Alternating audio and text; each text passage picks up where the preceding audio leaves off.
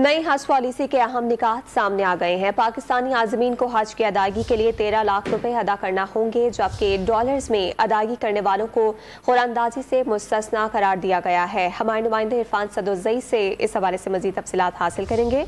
इरफान बताएगा, नई हज पॉलिसी से मुतालिक मजीद अपडेट्स क्या हैं?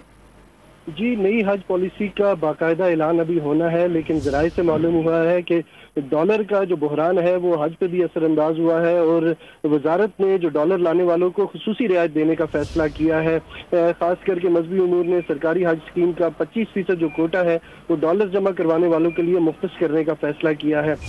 वो लोग जो 22,400 से जायद आज़मीन जो है वो डॉलर जमा करवाने पर हज की जो कुरा अंदाजी है उससे मुस्तस्ना होंगे, वो बगैर कुरा अंदाजी के हज पे जा सकेंगे। ये सिर्फ उन लोगों को इनकरेज करने के लिए है कि डॉलर ज़्यादा से ज़्यादा मुल्क के अंदर आए।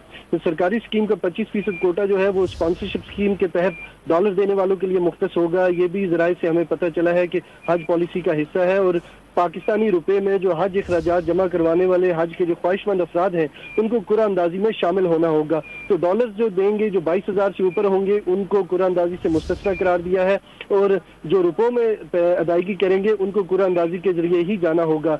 हज अखराजात बैरून मुल्क से भेजे गए डॉलर से जमा करवाए जा सकेंगे। ये भी एक अहम नुकता है। जो FATF की एक जो कानून उन्होंने बताया था उसके तहत जो भी लोग हज पे जाएंगे उन्हें अकाउंट खुलवाना जरूरी होगा और जो खास करके बाहर से पैसे आएंगे उनके ऊपर कड़ी नजर रखी गई है।